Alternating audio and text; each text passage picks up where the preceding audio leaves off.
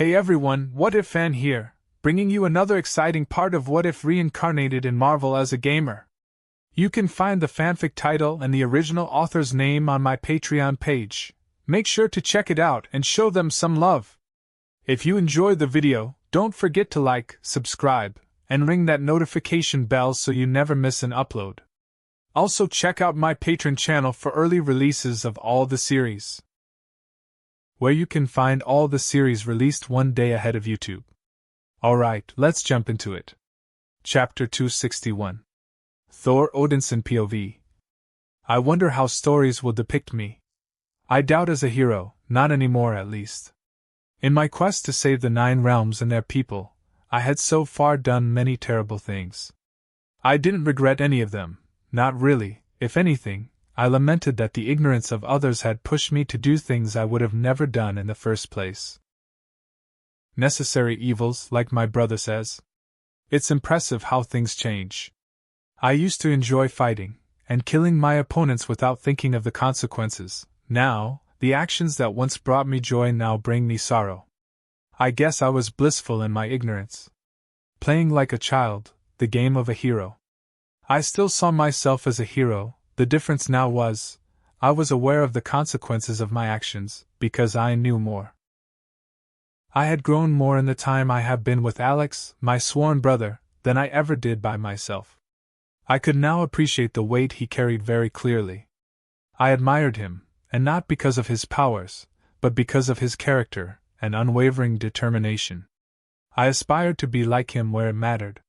I used to think, before meeting him, I was the man, the pinnacle of what everyone should aspire to be, the mightiest of them all. But, in reality, before meeting him, I was a kid. His actions made me see that being male was simply a matter of birth, while being a man was a matter of choice. He made me understand that a man knows his limits, but a real man can overcome them. For that, and much more, he was my brother. His actions had shown me that a true hero does not always get love and ovations, but hate and misunderstanding. Why would you do this? A Vonner guard asked, anger coloring his eyes as he laid on the ground wounded. Our king trusted you. Your king was a fool, I replied, my tone even. His pride would have been the end of Vanaheim, and all of its people. Liar! The guard shouted. I am many things, but a liar am not, I replied, grabbing the blood-covered crown from the king's head. I know you don't believe me, and I don't need you to. We know. I am trying to protect the 9 realms from a threat I can't possibly match. The people of Vonner will never follow you, the guard growled, a small smile on his face. I don't need them to, I replied, smiling sadly at the thought. Then why did you kill my uncle? I heard someone ask in the back, as the creaking doors of the throne room opened. Turning around to meet this unknown, I saw a woman and a few guards, arms at hand, ready to die for their people. Would it really change your mind? I asked, pointing at her sword. Answer the question, she pressed defiantly, her eyes burning. I sighed. Magical territory. By taking control over Vanaheim, my brother can control, so to speak, who enters and leaves the planet, making it really difficult for the enemies that are about to come, actions such as invading the planet. You lie. One of the guards behind her spat. Who is this enemy you speak of? She asked, shutting the guard behind her with a look. No, I replied, my eyes resting on Vanaheim's crown, as drops of blood from the previous king fell into the floor. I doubt any of you know of him. He's far older than our universe, and was defeated before the 9 realms came to be, but rest assured, he's very real, and he's coming for everyone. He's a monster without allies, without compassion. His only goal is to destroy all in creation, to usher a new era of darkness, true darkness, without life, without death, a universe of nothing. If that monster is as old as you say he is, then how did you come to know of him? She asked. I know someone nearly as old, I replied with a smile, as technically my brother was as old as the universe, even if he didn't remember it. You may know of him as the newest prince of Asgard, most recently king. You gave your birthright to him? She asked, her eyes narrowing. Of course. I nodded. As I told your uncle many times before, the outcome you see in front of you, I lack the power to defeat Null. My brother, the king once Prince of Asgard, is vastly stronger than me, and even he is not sure if he can defeat him. So painfully aware of my own weakness, I decided to give him all the 9 realms, temporarily, to avoid them falling into Null's hands. I don't believe you, child. I heard a new voice scoff, as someone entered the room. An old-looking man, covered in scars, his entire posture and demeanor screaming he was a seasoned warrior. Your story feels like a fairy tale. I guffawed at his comment. You are right, it does sound like a fairy tale, but believe me, it's the truth. Once this war ends, all the realms will return to their people completely. Believe me, I don't want to rule hell. I don't even want to rule Asgard. Why would I expand? Enough talk, let us dispose of him. The guards growled, their voices coming as one. No, the woman who had first entered said, commanding her troops to stand down. He has the power to kill us all. Fighting against the Allfather is a futile endeavor. But Lady Amalista, you can't be suggesting we bow to him? Amalista, I like that name. No, she's suggesting we give him the benefit of the doubt, at least before we throw our lives away fighting him. The old man replied, eyeing Amalista. Indeed, General Adrek, for now, I will trust his words to be the truth. Amalista nodded, before narrowing her eyes on me. That, however, doesn't mean Vanaheim will forgive what you did today.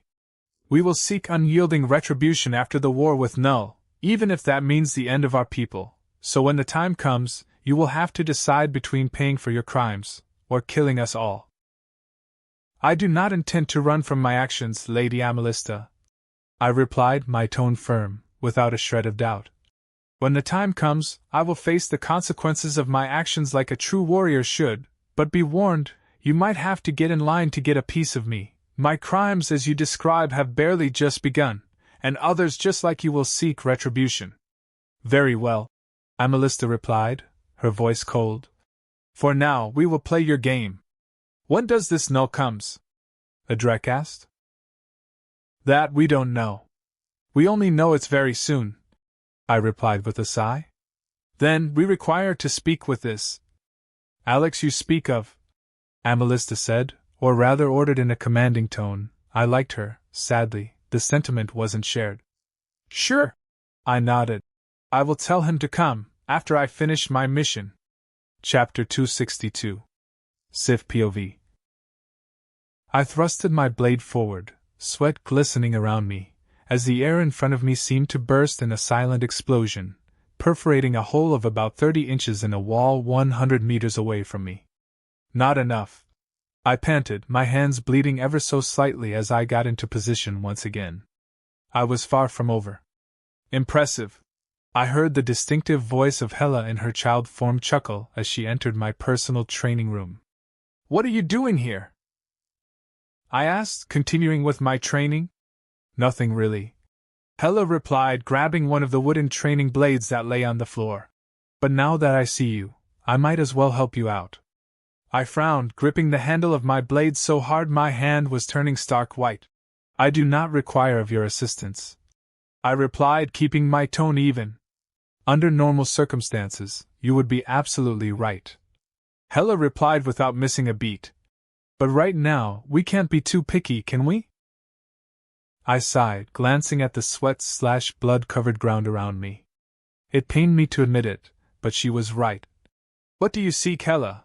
And please go straight to the point. To be completely honest, darling, I'm no longer sure what. Hela replied, dangling the wooden sword around her hands as she looked down with a neutral smile.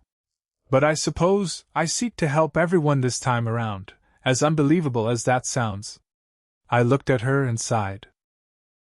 I didn't trust her at all, considering her not deserving of redemption, but at times I found myself asking if that was merely out of spite, because of her blatant pursuits for Alex's attention. She had done way less than Loki, at least to us, and yet, I entertained the idea of Loki's redemption more than hers. Perhaps it was because I had known Loki all my life, and her I barely knew. At least that's what I told myself, because I didn't want to even consider the possibility I was letting something so pathetic as petty jealousy steer my judgment, setting a glaring bias in my reasoning. Very well, I nodded, head high as a tired sigh escaped my lips. As much as I don't like you, your experience speaks for itself. Hella grinned, glancing at me. Flattering, but not entirely accurate, at least, not anymore. In my time, wars were fought against armies, and strategies, now. Things are gaining a new shade I didn't expect. She chuckled. I might be stronger than you, without the seals Alex put on me, of course, but I fear in the face of what is about to come, I am just as inexperienced as you. I chuckled, bearing a challenging grin as I pointed at her with my blade. Are you sure you are still stronger than me? Without a doubt, darling, I might be a lot of things, but a fool I am not, Hella replied without missing a beat, bearing a confident smile. If I learned anything during my many fights and wars, was how to gauge someone's power in regards to mine. Then let's test how accurate you are, I replied, deciding to tell Alex to break her seals. I didn't trust her, but a warrior of her caliber would be of great help during the war coming up, and as things were, we didn't have the luxury of keeping able hands out of this. Darling, if my childlike appearance wasn't enough of a giveaway, I must remind you, my powers are sealed, Hella replied, before immediately grinning in realization. You plan to ask Alex to free me, don't you? Not quite. I plan to ask Alex to put you on parole, I replied, my eyes fixed on her.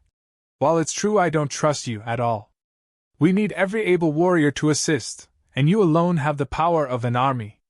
My, so many compliments in a day, Hella replied.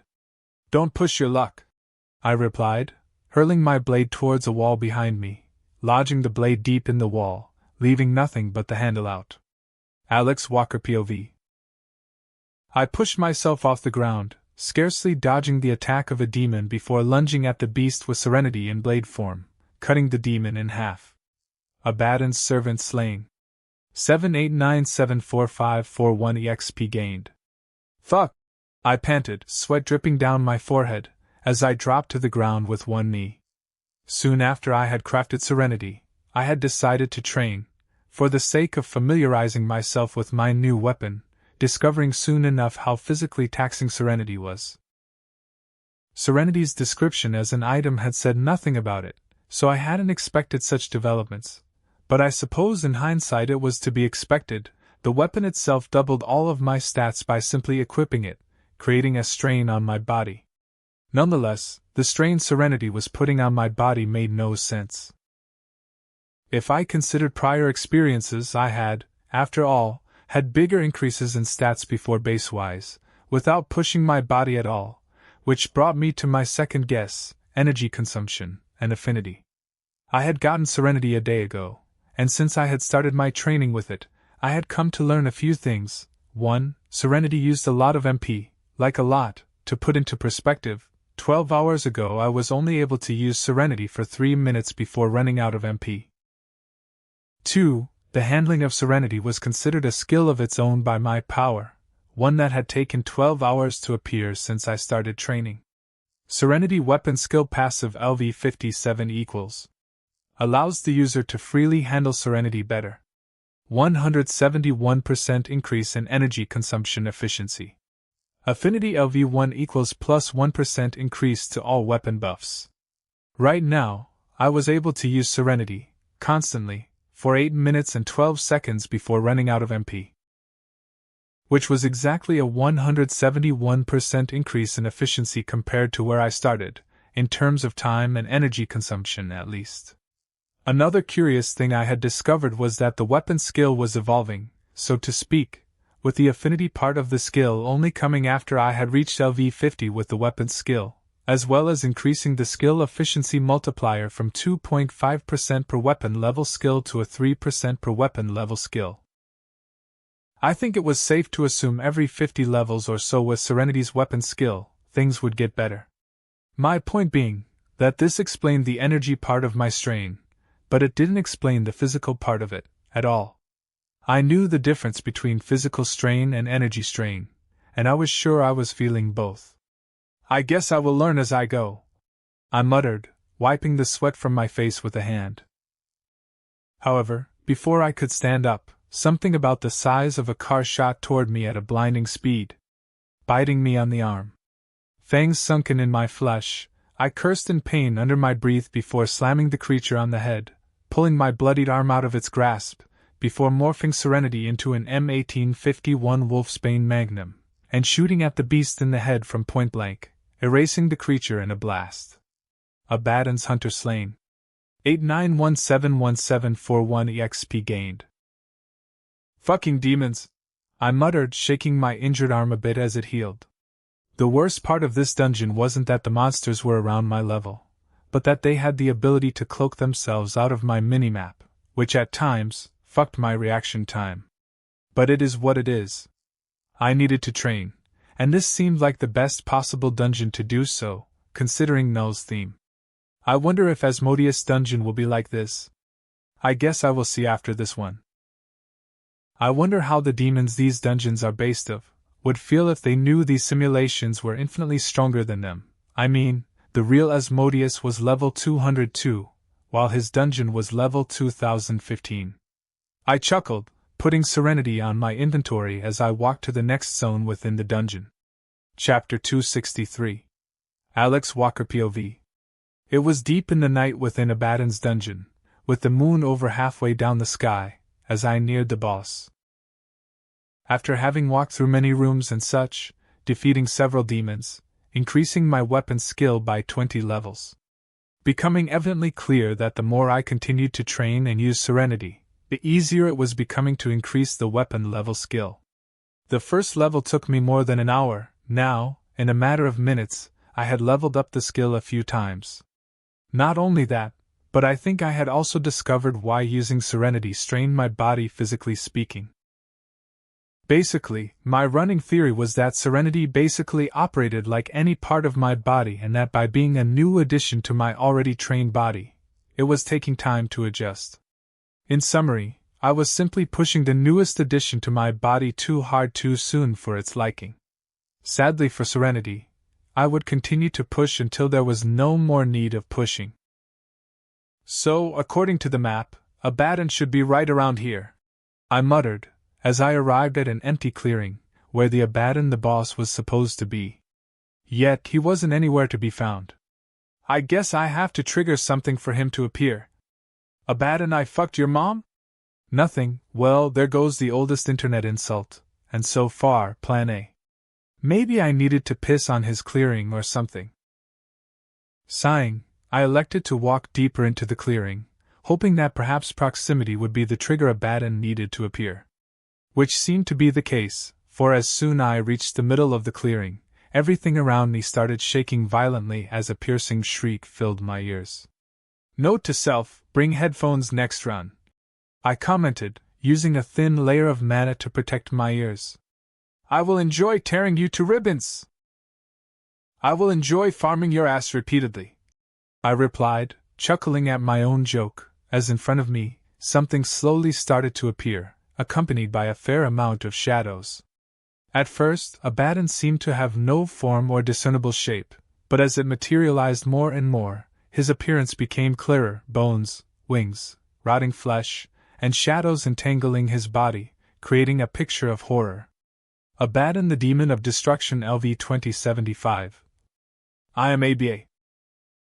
He started, pointing his rotting finger covered in shadows at me. As he began his introduction, however, I cut him short, delivering a series of masterful attacks with Serenity in blade form, before blasting him away with a beam of pure mana.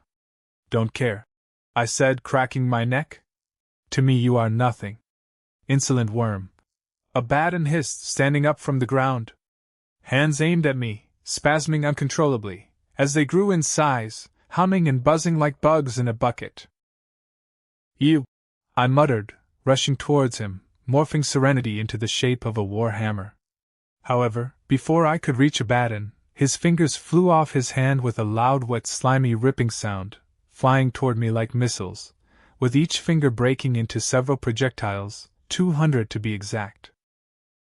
You again, I muttered under my breath, as with a single wave of my arm, I created a shockwave that pushed the projectiles off their tracks, with some of them landing on the ground or distant walls, rotting the surfaces they had landed on, creating sizable pools of what appeared to be oil. Abaddon's pool of infection. Abaddon infects the area with a disease, dealing 1% of total HP per second as long as the player is touching an infected area. I wonder how the skill would have worked if it had hit me. Pushing that thought aside, I moved behind Abaddon, ducking under a swipe of his elongated arms, before delivering a horizontal strike to his side, generating a massive shockwave of cosmic power, moments before the demon was sent flying like a rag doll, only stopping when a wall of rocks slowed him down. I whistled. So far, Serenity had proved to be an amazing weapon, both in melee and in range combat, all thanks to its absurd versatility, and the best part was, I had just barely begun really feeling the weapon out, meaning, the possibilities were endless. I guess I can try using the skills the weapon has, haven't used them much so far. Insolence is paid in blood, in the house of Abaddon. Abaddon shrieked, his right morphing into a thin blade, before giving his arm a quick wave downwards. I get it, you are a bot. I stopped what I was saying, pushing my body to the side as fast as I could, as the entire clearing was cut in two, from Abaddon's attack. Had it not been for precognition, automatically activating a second before Abaddon's attack reached me, I would have been cut in half, or at the very least I would have lost a leg or something. That's one dangerous skill. Demon Blade. Abaddon empowers his blade by extending the cutting edge of it, gaining the ability to cut through anything in his line of sight. It cannot be blocked by any defense. You are only delaying the inevitable, child. Abaddon hissed silently, his other arm morphing into a blade. Accept destiny, he added, as, without another word, he took a step forward, swinging his arms around without a pattern, almost like a child playing pretend, sending hundreds of attacks I couldn't see my way. This time, however, I activated precognition. Instead of letting the skill activate on its own, getting a peek into the future, allowing me to evade his attacks as they came while pushing my advance toward him. Reaching him in a matter of seconds, I shot my hands forward, grabbing both of his arms mid-swing, before smiling, ordering Serenity to scatter into thousands of tiny rotating blades surrounding him. My turn. I muttered, ordering the blades to descend upon him, tearing him apart like a meat grinder, as I jumped back, avoiding his blood.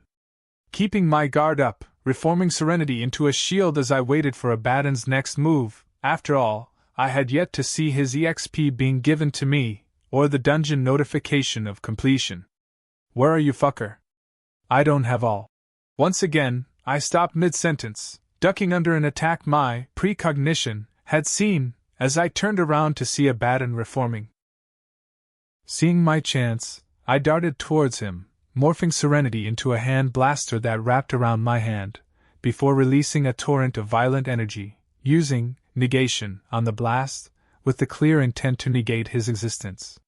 For a very, very brief moment, Abaddon's form remained, straining under the blast, before being completely vaporized under it. In what seemed to be an instant, his existence effectively negated as a notification popped into my system. Abaddon, the Demon of Destruction, slain. 5732161561685 EXP gained. You have leveled up. You have leveled up. You have leveled up. You have leveled up. You have leveled up. You have leveled up. 6 levels, that's. I smiled, taking a step forward before dropping to my knees, collapsing in the ground with a thud. I really need to improve the energy drain of this thing. I panted with a tired smile, unequipping Serenity. Chapter 264. Null POV. I could already hear my tools, my minions whispering through the hive mind, like 1,000 stars dying at the same time, chirping with oscillation for my coming. The time was near. I could feel it, taste it, coursing over my entire body, as the shackles that kept me in this prison weakened with each passing second. They would soon shatter into nothingness. I would soon reclaim my freedom, and when I did, I would usher in a new era of darkness, a universe without life, without death, without anything but me. The only one that stood in my way was Alex. If left unchecked, that man, that thing, could threaten the natural order of things, and that I would not allow. His death was detrimental for my plans to work. At one point, I sought to use him. After all, his potential for growth was unprecedented, beyond comprehension and logic, and in more capable hands, mine, his power would go beyond any lines. However, recent events have proved that taking over his body, or manipulating him into servitude, are no longer viable options. Especially taking into account there were other beings after his power, and what it entailed having it, the unique chance to overthrow the one above all. With others hunting him down, and my own means of takeover being no longer doable. His eradication was key, as it had turned into the only logical path for this undesirable development. If others could use him, I simply had no use for him, beyond having all black consume him, that is. In hindsight, I should have seen this unwanted turn of events coming. His powers, and his unparalleled potential for unlimited growth, were unique, a singularity without cause. A ticket to become the one true God of all. But that was beyond the point. After all, if I couldn't have him, no one would. In the meantime, I would patiently wait for my shackles to break, wait for the last second of this universe to tick, for the beginning of the end to start. Be that as it may, that didn't mean I couldn't send a message to our little aberration. Oh little one! My little one! Prepare for me. Come to me. Your life will soon be done. Forget the future. Forget the past. Life is beyond you now. Breathe your last. And welcome the end. Eat a Dick Shakespeare wannabe. Alex replied, using the same channel I had created for my message. I smiled. Tearing him apart would be delightful. It only pained me that after killing him, the rest would feel mundane. You will die mortal, no matter how much you train, or how many allies you gather before I break free. You will fall by my blade, sealing the fate of this universe. Mortal true, I suppose. I mean, I wasn't born into the god business, I fucking earned it. He replied, seemingly chuckling at my previous comment. His foolish hubris really had no bounds. Remarkable. I'm sorry, but in reality, your threats and opinions mean very little to me. So, have fun waiting for your time to come, and do enjoy it after it comes, because it will be very, very brief. On the positive side, though, you will get that nothingness you so despairingly want, so win-win for all of us involved. Anyway, I will be closing this chat, and won't be talking to you until your execution. Bye. With that said, I felt how my connection to the outside world was cut completely. Immediately realizing what he had done, he had tracked my energy, finding the focal point of it all, before disrupting the flow around my prison, effectively cutting the limited freedom I had before. I laughed, feeling excitement like never before. Taking his life would be a most enjoyable endeavor. Alex Walker POV. As I continued training with serenity, doing dungeon after dungeon without resting, I got a call from No, which was the best way to describe the entire thing. Needless to say, I answered his call, for various reasons.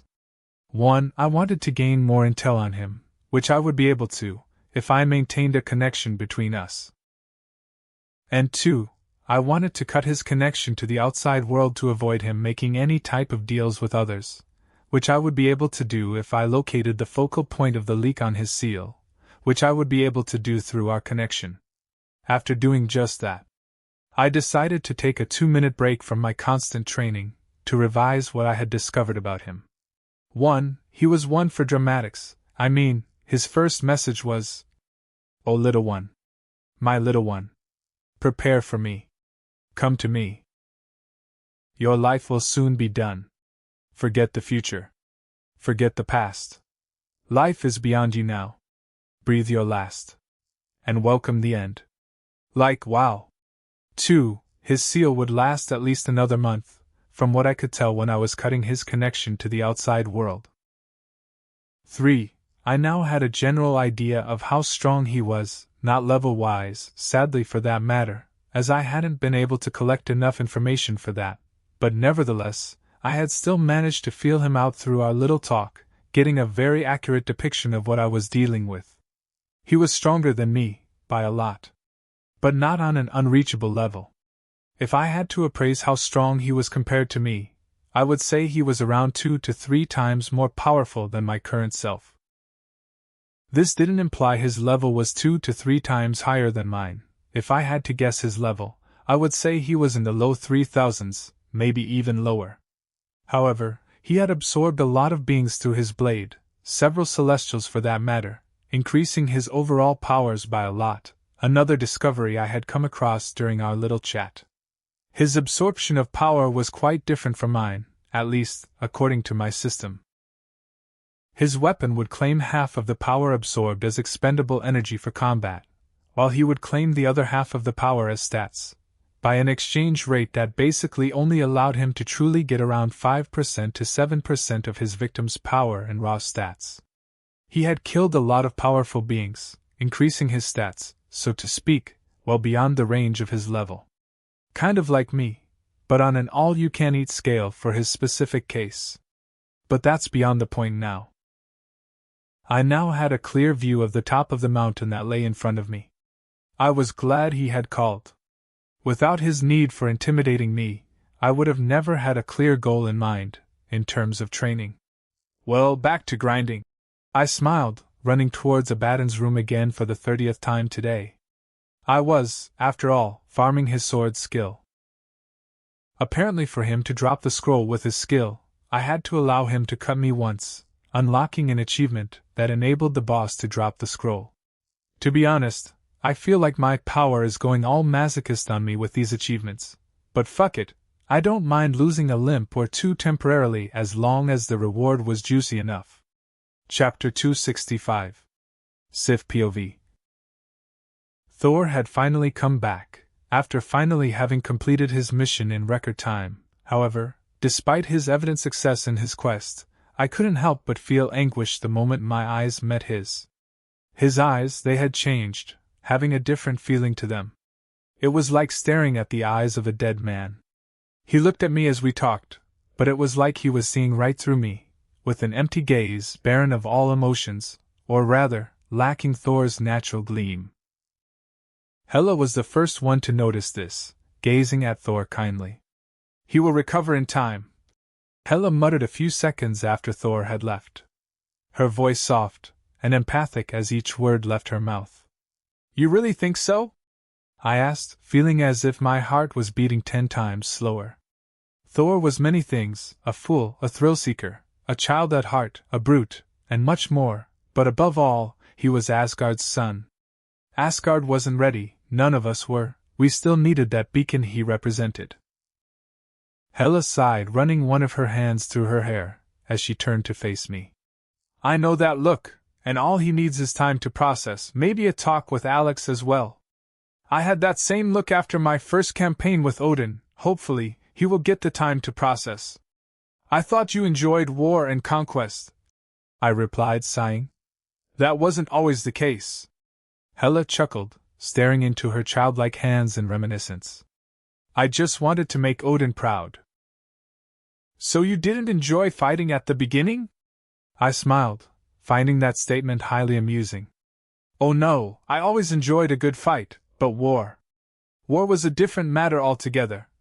Hela sighed, shrugging ever so slightly. "Be that as it may, my childlike thoughts changed, adapting to the circumstances as I waged my life on the battlefield day after day. I don't quite recall when I started loving war, but it simply happened, so I guess everything worked out in the end." Everything worked out in the end? I looked at her in shock. Was the former Allfather that terrible of a father? "How old were you during your first campaign?" I had to know, I wanted to know. 8. Hela replied without missing a beat. "It wasn't that bad though. I remember being nervous, but determined to do as Odin asked." I had it easy with that one, to be honest. It was a fairly easy campaign. The enemies we were fighting at the time were extraordinarily weak, so we eradicated them quite fast. I think it took a month or so to kill everyone on that planet. Now, the next campaign we fought 2 weeks later. Now that one was scary. She chuckled. "I almost died twice there, passing out in the middle of the battlefield, only to wake up a few seconds later over the body of someone I killed, to see Odin giving me a look that said, "Be tough, be a warrior." So I did. I stood up with a cry, grabbed my blade from the ground and pushed through the pain. With time, things became easier, and soon, at the young age of 13, I was leading the soldiers with him. Odin was a monster. How could he do that? How could anyone do that? She was a child, his child, and he took her love, her trust, her everything and crushed it under his hands. No child deserves that. Don't feel sad for me, darling. It's unbecoming of you. I might even think you like me, and we can't have that now, can we? Hela chuckled. If anything, I am horrified by your tale, I replied with a sigh, musing over her tale. I never thought the former Olaf Odin to be capable of such things. Well, in his defense, and yes, I know how odd that sounds coming from me, the Odin I knew, and the one you know are two entirely different individuals, Hela replied with a small shrug. Perhaps, but that doesn't excuse his actions, I replied, my tone firm. While it was true I didn't like Hela, it didn't change the fact Odin's actions had been beyond despicable. As Emily says, meh, Hela replied with a small chuckle. Sure, I still want to see him die on a stake, his body set aflame as he screams in sheer unyielding agony, with me laughing at his agonizing face, but seeing as that will never happen, I am satisfied knowing he has no powers, with Alex and Thor having taken them as a punishment for his treason in keeping me a secret after my supposed death. So, glass half full situation. Glass half full. If you say so, I sighed, my mind going back to Thor. The point of all of this being, Thor will go back to normal in no time, Hela said, reading my face. Maybe when Alex comes back.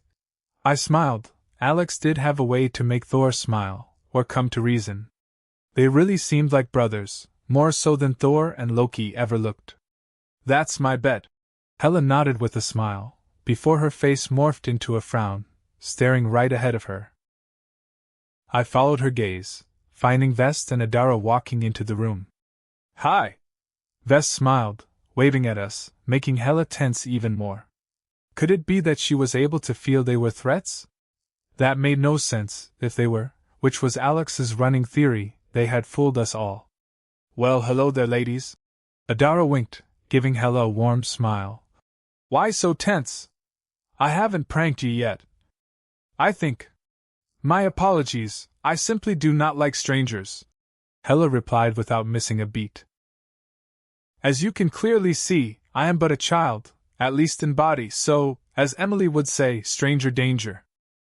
Fair enough. Adara shrugged. We are so sorry to disturb you girls, we really are, but we were looking for Alex and Emily. We have looked everywhere, and we can't find them. Do you have any idea where they are? Vest inquired, her eyes shining with kindness.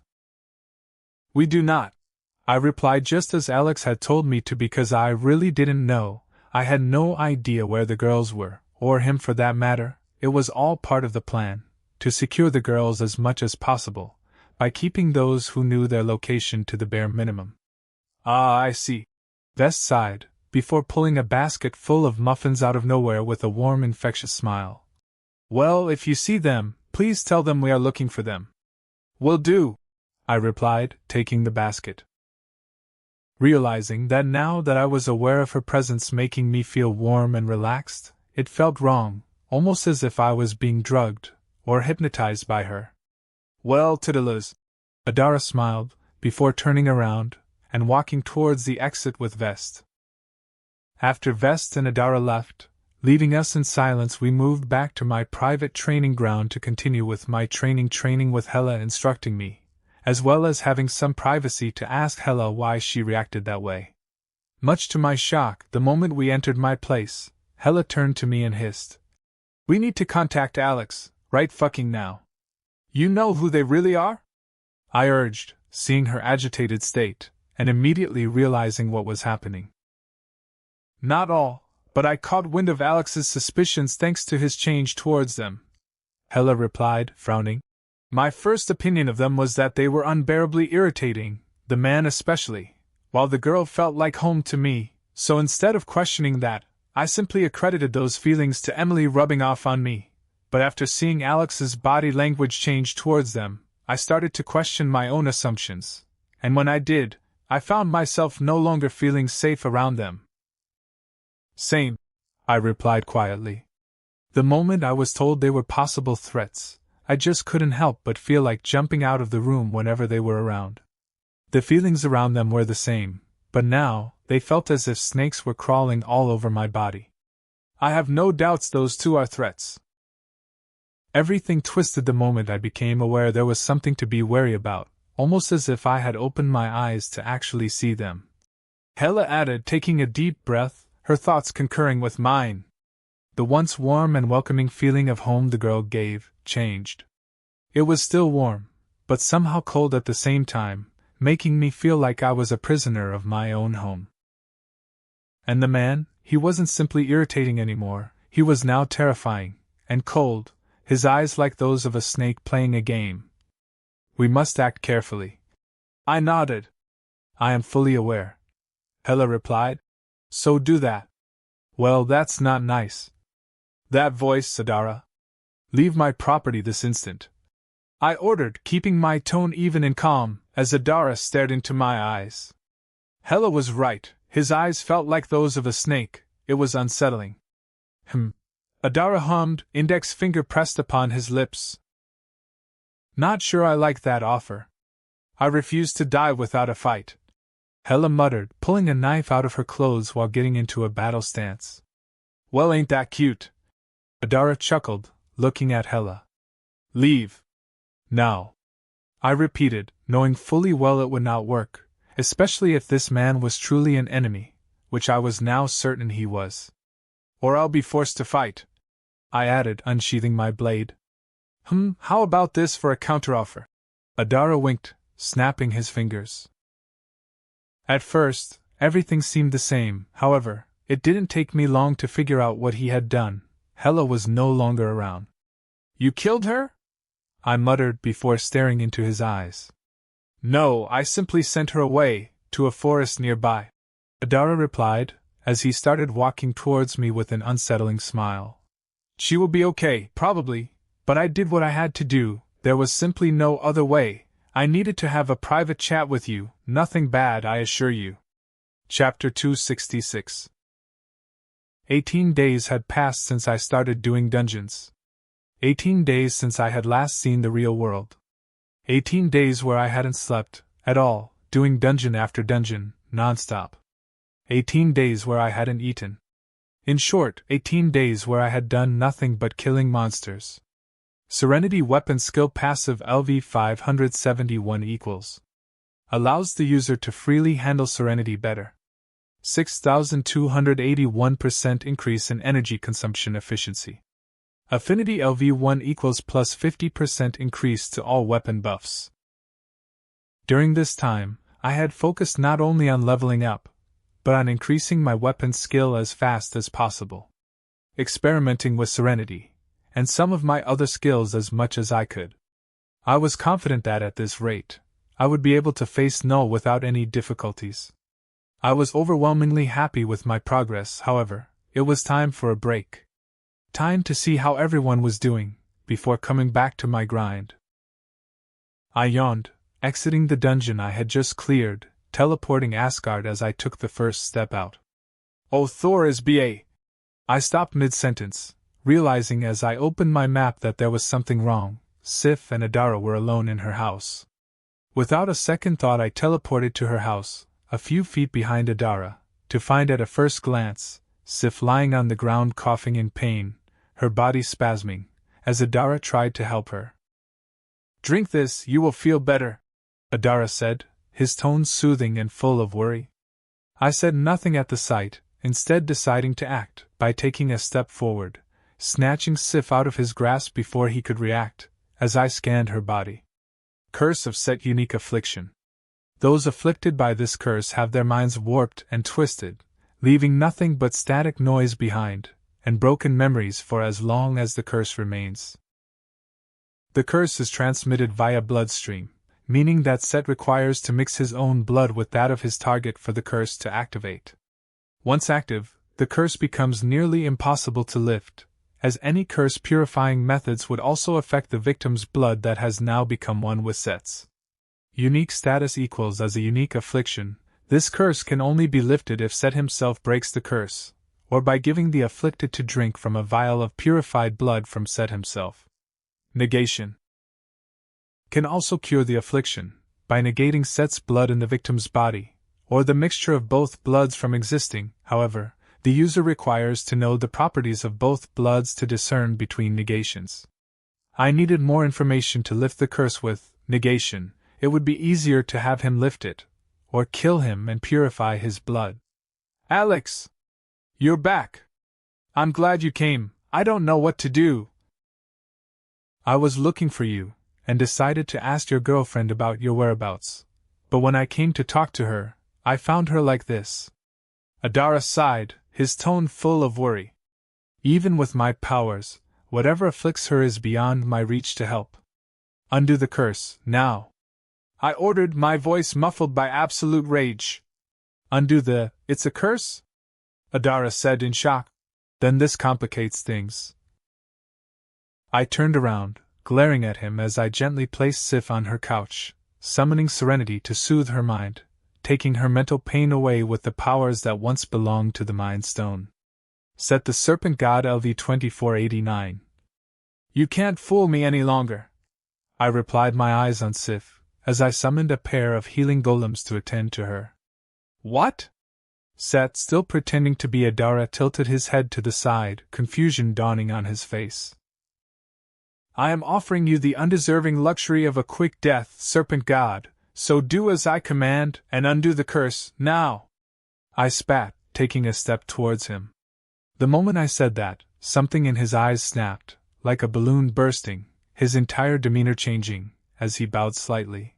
You saw through my disguise, remarkable, but rather unexpected. Was it Gaia that sold me out? He sighed. I guess it doesn't matter anyways if my sister sold me out or not. Too bad though. I was sure the images I had extracted from your surface thoughts would do. I mean, they belong to people you subconsciously love. Hell, I even overwrote my mind and that of a clone I had created to play the perfect role, planning to keep being Adara and Vest, or should I say, Adam and Vesta, for a while, at least until you were ripe enough for. Well, you will see soon enough. Very well then, if you won't heal her, I have no use for your existence, I replied in a deep, menacing tone. Aren't you a confident one? Set chuckled, his eyes on me. Child, don't let your hubris blind you. While it's true your potential is unmatched in every conceivable way, you are still nothing but an infant compared to me, one far, far away from my league. However, seeing as you are about to throw your life away for that worthless female, I will offer you a once-in-a-lifetime deal. Surrender to me, and I will lift the curse. Enough talk, you putrid parasite. I scowled, teleporting the both of us to an empty planet to avoid hurting anyone, leaving behind Serenity to aid the golems in keeping Sif without any pain. Once again, my generosity is wasted. Oh well, that's what happens when I want to eat without bruising the meat. It never works. Set sighed, shaking his head in disappointment. I don't think you've fully understood what's happening, or why I'm so confident, so before I begin dismantling you and turning your remains into a fucking bag, have something very clear: I am stronger than you, I replied, walking towards him. That's sweet, Set snorted, wearing a honeyed look. I almost feel bad for what I'm about to do. Chapter 267. The Watcher POV. Time. Space. Reality. It's more than a linear path, it's a prism of endless possibilities, where a single choice can branch out into infinite realities, creating alternate worlds from the ones you know. I am the Watcher, the guardian of these realities. The one to know it all. What will be? What could be? I had, after all, seen it all happen more than once. However, I was proved wrong when the anomaly came to be. Alex Walker, an unknown, his existence a singularity in all of the multiverse. A deviation from all, without precedent. I had observed Alex through it all. His awakening. The challenges he had to face, all of it, I had witnessed it. For me, every event involving him, every turn, every blink, every action, every challenge he faced, it was all new. I had seen him go from a mortal man to a god, with each step he took paving his unconceivable future with endless possibilities, just like the multiverse. Today, he was about to face Set, an elder god of untold power, that just a few days ago was out of his reach completely. However, Alex seemed confident of his victory, after having trained within his dungeons for 18 days. I had no way to confirm his claims, for his dungeons, as he called them, stepped out of his reality, leaving without sight of his. So, I truly had no idea what he did in them, but if past events had proved anything, it was that Alex was hardly a liar. A truth the elder god would soon find out. Alex Walker POV. I walked towards Set, my energy flaring in anger at the sight of him.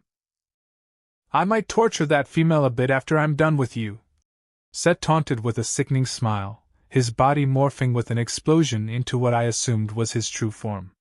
A six-headed serpent of massive proportions, one that would easily tower above the tallest mountain, each of his heads gracing the sky menacingly from a different angle. In a fit of rage, I dashed towards him in a blur of movement, closing the distance between us before he could continue talking, grabbing one of his heads with my left hand before smashing it into the ground. This putrid beast had crossed the line, and he would pay for it. There was no holding back, there was no calm approach, only making him suffer as much as I could. Well, impatient are we? I wanted to play a bit before having supper, but sure, let's play your way, he said through one of his many heads, with the head I had smashed into the ground, bleeding, as he offered a sadistic laugh that echoed across the empty planet. Ah, well, in that case, let's eat.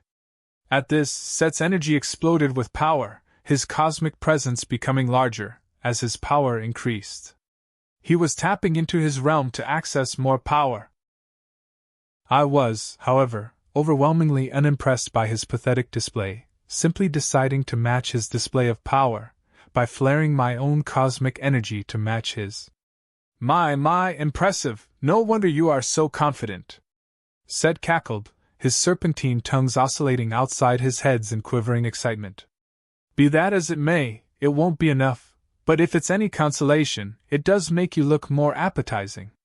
I said nothing, gesturing at him to come at me with one hand confidently.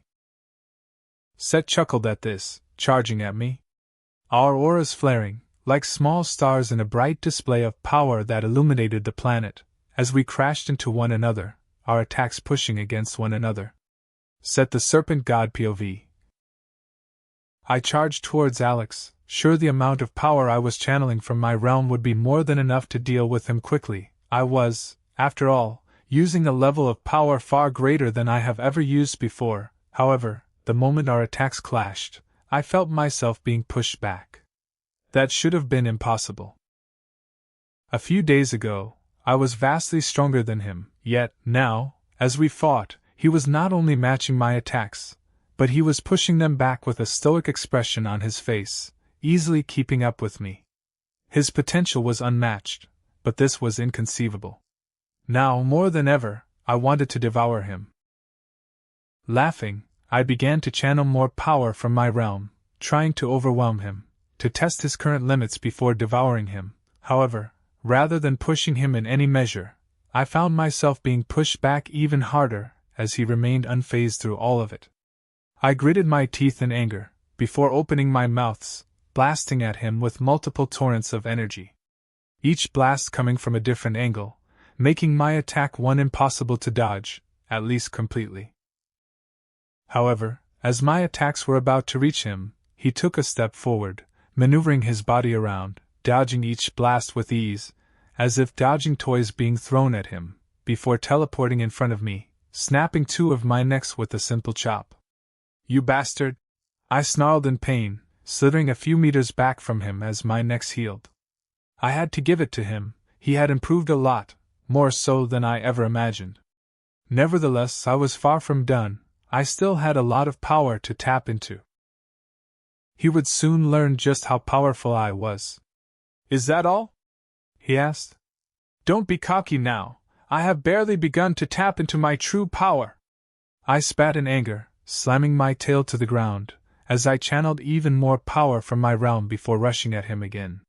This time creating multiple clones of me, to attack him from every conceivable angle at the same time with a vast array of attacks, in an attempt to overwhelm the arrogant fool to show him the error of his way.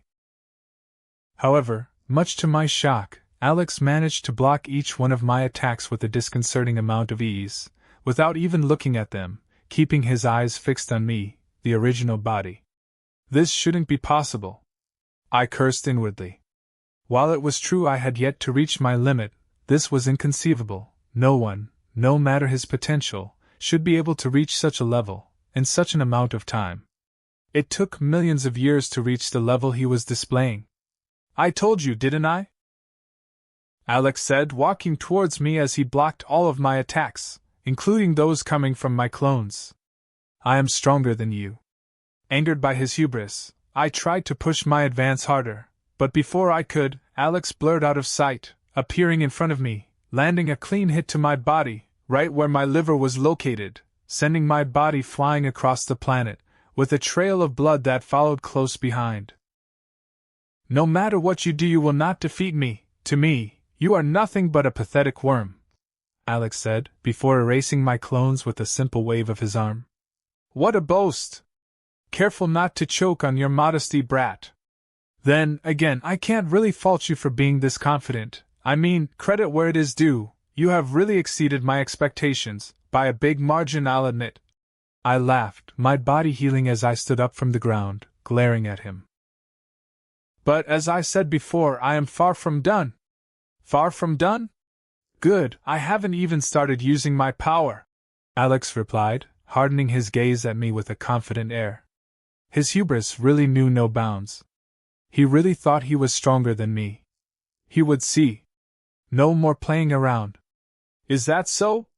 I exclaimed, sneering. Then allow me to correct your faulty disillusions by showing you my real power. Be a nice change of pace, Alex replied, with a cocky smile. We'll see. I growled, my body suddenly exploding with power as I tapped into all there was to get from my realm, reaching my maximum power. Normally, I didn't enjoy using this amount of power, as I could only use it for a few minutes outside my realm, but a few minutes it's all I needed. So, still confident? He would be the first being in eons to taste my full power. I could hardly wait to see his cocky demeanor turn into one of despair before devouring him. Chapter 268. Alex Walker POV. I watched as Set powered up, channeling all of his power out of his realm, finding myself genuinely surprised by how much power he had in store. Nevertheless, it would not be enough, not even close. So, still confident? Set asked, and I could tell he was certain the battle was now in his hands. I said nothing, sighing in disdain before matching his power. I had played enough with my food as it is, and I wanted to finish this quickly. That putrid worm had lived more than enough. What really shocked me was how blind he was to everything outside himself. Even a blind man could have seen the power difference between us, but he was so certain of his power, he was blind to anything beyond his own preconceptions. Time to end this. Set snarled, launching a powerful set of energy blasts my way, each one with the power to consume galaxies, which I dodged easily, while dissipating the energy within each blast with my own energy. Trying to push his advance, Set moved towards me, following up with a series of powerful attacks, both physical and magical, leading to a flurry of exchanges as we locked into combat. He was confident, overwhelmingly so much, he had yet to realize I was blocking and matching every attack with ease. I sighed, pushing him back with a wave of gravitational force, before moving behind him, finally tapping into my current limit, ready to end the fight. What? Set muttered, paralyzed by what he saw in me as overwhelming power. Just before he took the full brunt of a devastating blast on his body, as I used Requiem. The attack sent Set hurling out across the dead galaxy I had selected for our encounter, his body spinning wildly and out of control, disintegrating in his path many planets, until he finally stopped on a planet, creating a massive crater upon his landing. How? It's been only a few days. Set moaned in pain, questioning how I had surpassed him so fast, as I landed a few feet away from him. I see can't die here, he added in horror, trying with all of his might to drag his body away from me, while trying to open a portal to his realm. Sadly for him, I was blocking his attempts to do so. Letting him struggle for a bit like a dying fish, I moved to where he had landed, and summoned an empty vial, getting him some of his blood from the ground. With that done, I saved the vial in my inventory, before walking towards him as he struggled to get away, erasing his other heads and necks with a quick wave of my arm, before slamming my feet on his remaining neck, stopping him from moving any further. I can help you! Together we can fight Null! Set cried in desperation, resorting as his last ultimate effort to begging. You truly are pathetic, I muttered, leaning forward to look him in the eyes. I've been told snakes taste like chicken, I wonder if that's true. I smiled, as Set realized what was about to happen. He who sought to devour me would be devoured. How ironic for him. Having devoured Set, I teleported back to Sif, using the purified vial of blood I had acquired on her, healing her curse. A few seconds later, she shot up from the couch, her heart beating fast, as she looked around, failing to notice me the first 3 times her eyes passed around me. Alex! Sif exclaimed, finally noticing my presence, as an expression of dread dawned upon her face. Adara!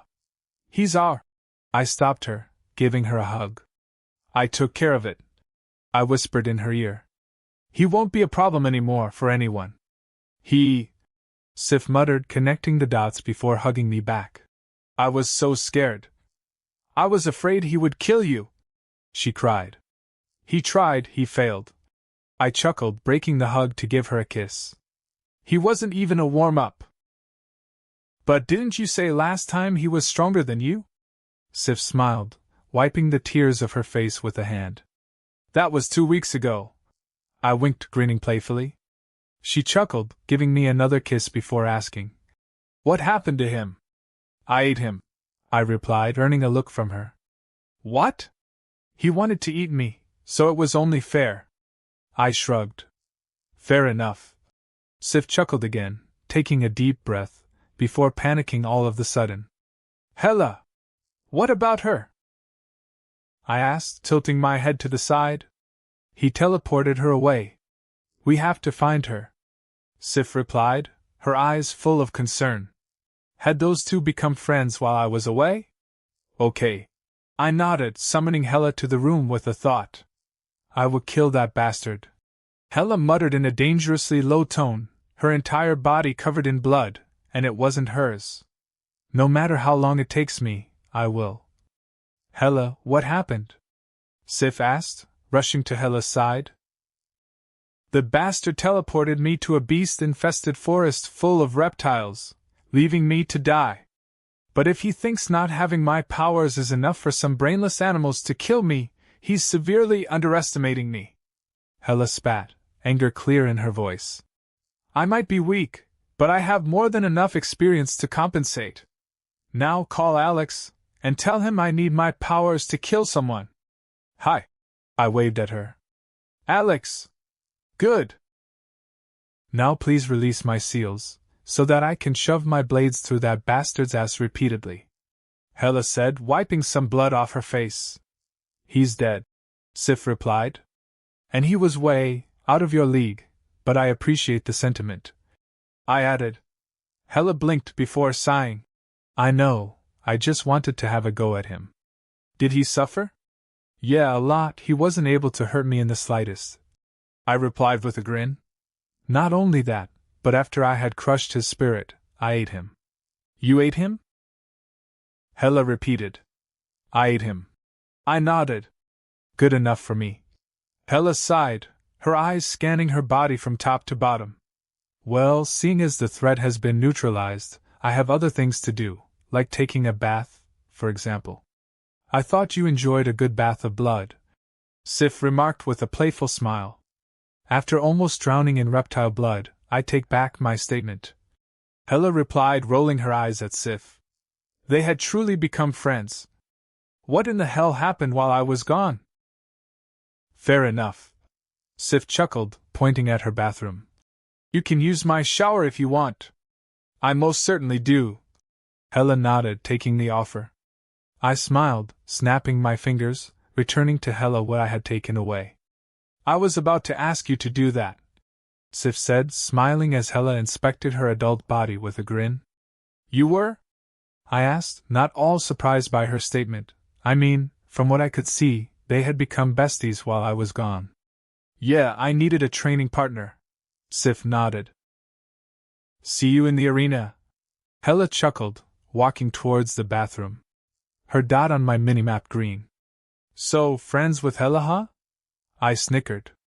Continue on that path, and we will have a problem, mister. Sif smiled, playfully threatening. Chapter 269. Alex Walker POV. I opened my stats to check how much Set had given me, level-wise. As I had yet to check that. Mostly because my first order of business was healing Sif, so I really paid that part very little attention. Stats. Stats. Name equals Alex Walker. Race equals unknown. Title equals the gamer. Occupation equals King of the Nine Realms. Ranking equals 90th. Level equals 3192. Weapon equals Serenity equipped. EXP equals 82.1% per 100%.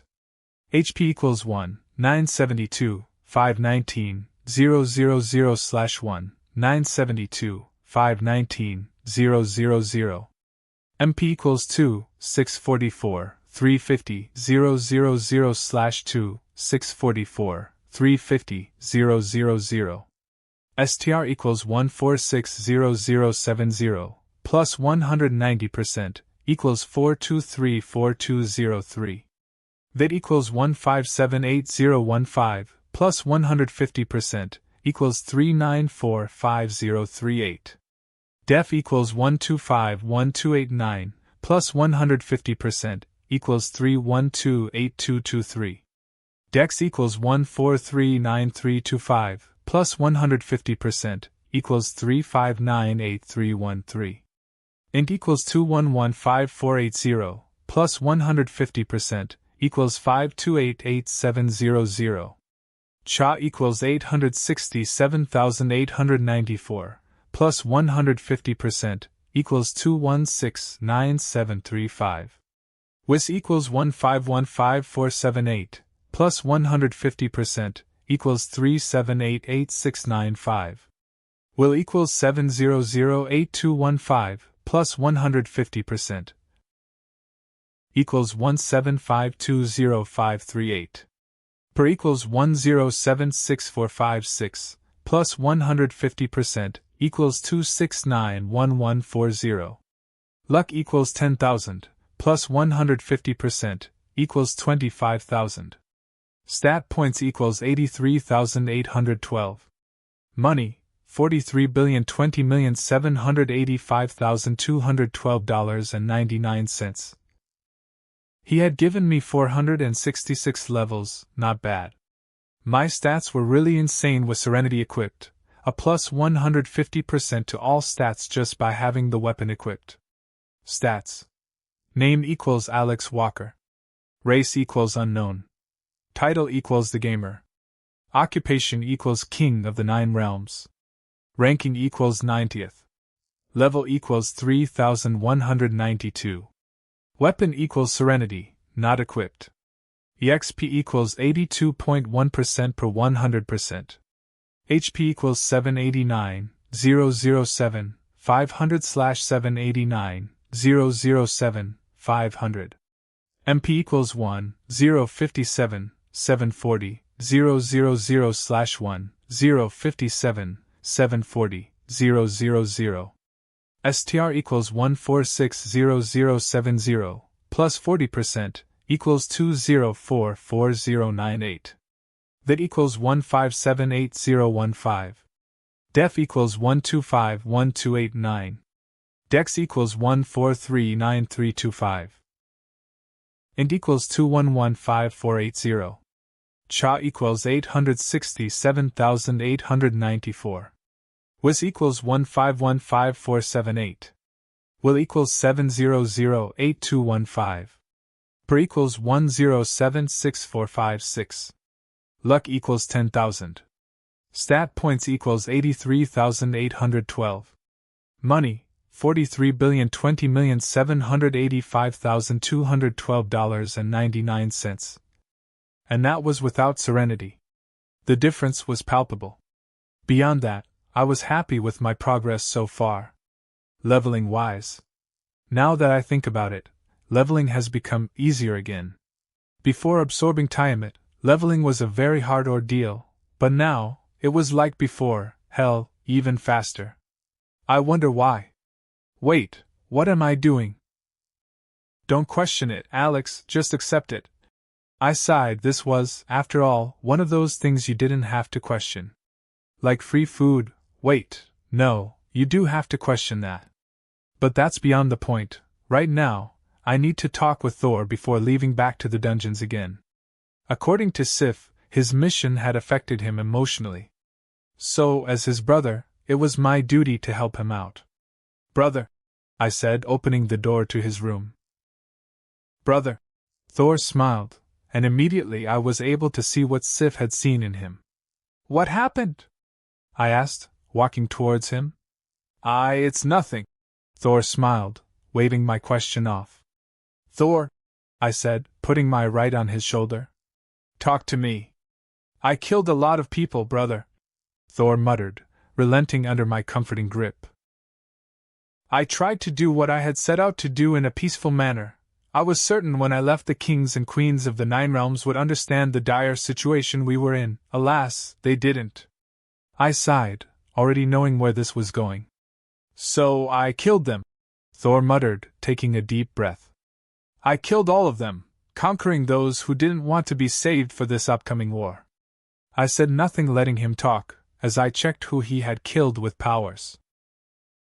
A few Jotuns, including the king, aka the Frost Giants. A few Vanir, mostly the royal guard that had tried to protect their king. And Surtur. Alfheim apparently agreed to the proposition without opposition. Basically 90% of those he had killed were nothing but enemies of Asgard. Thor, the only ones that weren't enemies of Asgard were the Vanir, and I'm not sure the Vanir king was even our ally, based on what I checked about him. I replied, giving Thor a reassuring hug. Surtur wanted to destroy Asgard, and so did the Jotuns. I killed Loki's father, Thor muttered, eyeing the ground in shame.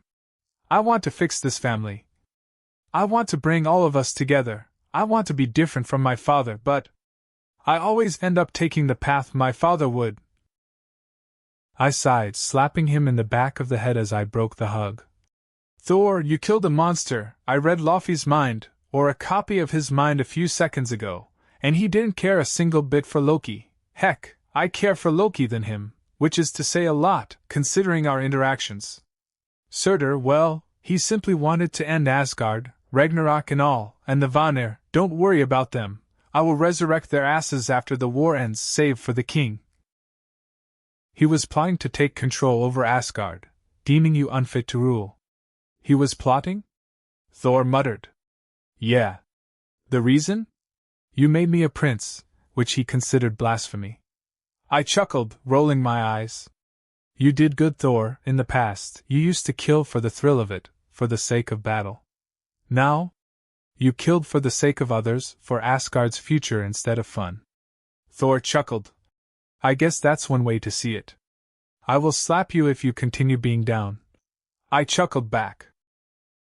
It's not the killing that affects me, not that much anyways. But seeing how blind others are, and how they forced my hand. I didn't want to kill them or harm them in any way, yet all they cared about was their crown, not their people. Thor sighed, rubbing his temples for a second. Thor, that's just politics. I can literally count with my right hand the amount of rulers that care about their people, and still have fingers left. I replied, taking a seat beside him. Had you not taken care of them, Null would have used them to fight us, and more would have died. You did more for them in a day than their kings and queens did in a lifetime. Because you cared. Thor smiled, taking a deep breath. I know it's stupid how I feel right now, but seeing their greed control their actions, it affected me more than I thought it would. I know. I nodded. But you are right. I can't let this drown me.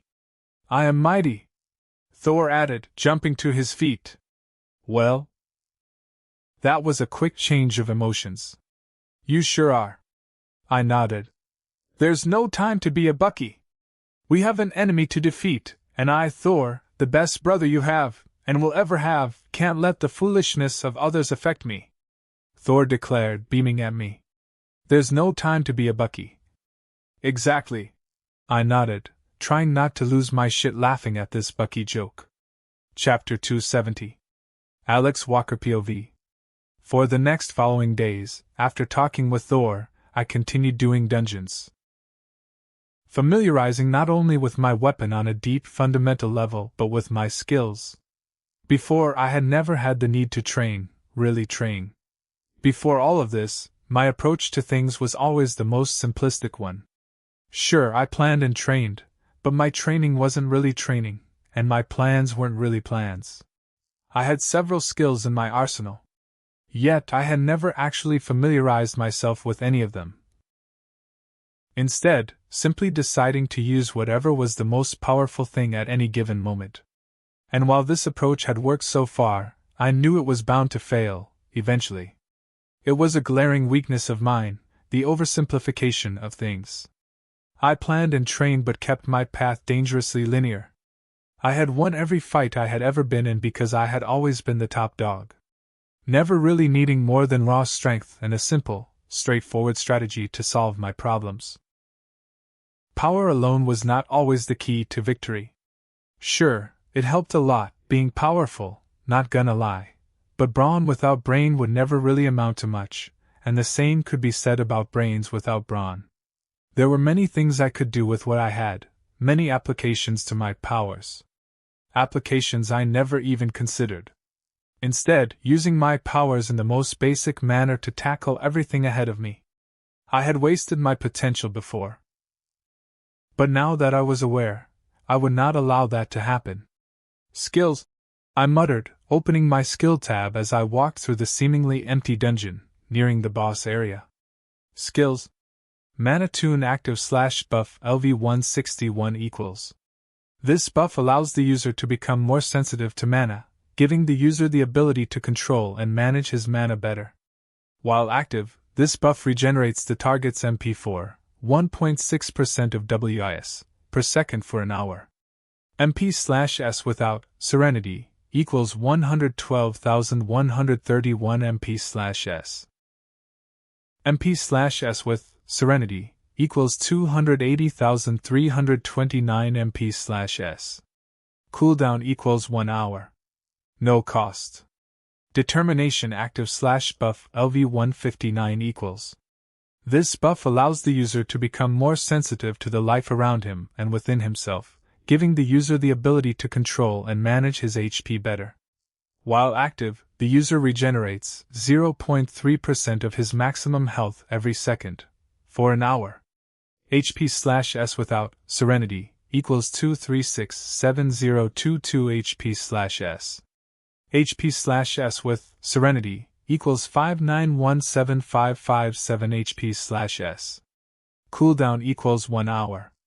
No cost. Cosmic Armor active LV181 equals. This ability gives the user or his target a shield that lasts 5 hours, absorbing a total 181 by 1% of INT asterisk 0.8% of WIS /362 of damage before breaking. The user cannot shield himself or a friendly target after the shield breaks for 30 minutes. Shield amount without Serenity equals 128224971. Shield amount with Serenity equals 801476041. Cooldown equals 1 second. Cost equals 1.5% of total MP. Those were the main sustained skills I was leveling. Beyond that, I was also focusing on leveling precognition. After all, the best way to sustain oneself in battle was to avoid all damage altogether. I was also increasing my weapon skill level. Serenity Weapon Skill Passive LV 579 equals. Allows the user to freely handle Serenity better. 6,369% increase in energy consumption efficiency. Affinity LV10 equals plus 50% increase to all weapon buffs.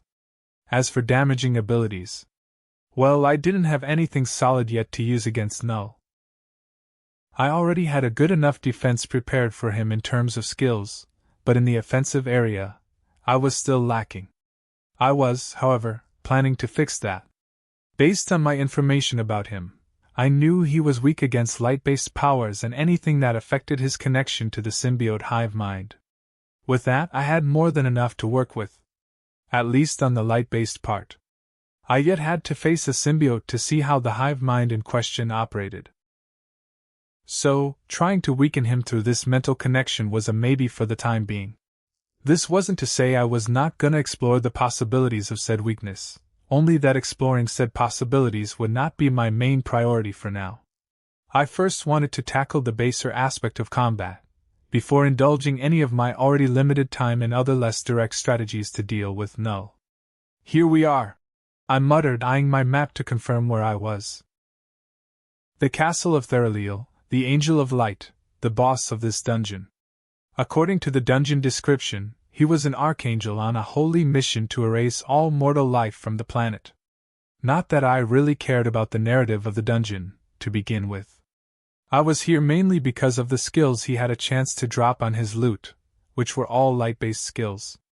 Sadly, unlike Abaddon, there was no achievement to unlock his skills, meaning I had to kill him and hope for the best. If I was lucky, I would get what I wanted on the first run. If I wasn't, well, I would be here for a while. Not that it bothered me. This dungeon was on my level, and regardless of what Theraliel dropped on the first run, I would still run it again. Granted, it would be best if I got the skills as soon as possible because that way, I would be able to start leveling them up sooner. I especially wanted the skills, Holy Rainfall, Lumen Cordis, and Lumen Mortem. Based on the dungeon guide explaining about Theraliel's abilities, those three skills were a must-have in what I was preparing for. Especially the last one, Lumen Mortem. Well, time to kick some angelic ass, I declared, kicking the doors of Theraliel's castle open, ready to erase his feathery ass for the first time out of many. Finally, you have arrived, mortal, I heard a melodic, soothing voice echo across the castle. As a figure came into view with a blinding flash of light, a man, twice as tall as the average human, with 4 pairs of wings on his back, wearing an armor that seemed to be made entirely out of gold. I understand you've been looking for me. He smiled, his hand extending towards him in a gesture that reminded me of all paintings. Come then. Show me the power of the one that vanquished my armies. Armies? He had at best 200 angels around the dungeon. That's not an army. That's a cult, if anything. That wraps up this part of What If Reincarnated in Marvel as a gamer. Thanks so much for listening. As always, new parts drop every 4 days, so be sure to stay tuned. Also check out my Patreon channel for early releases of all the series, where you can find all the series released 1 day ahead of YouTube. If you enjoyed the video, don't forget to like, subscribe, share it with your friends, and please consider supporting the original author as well. See you in the next one.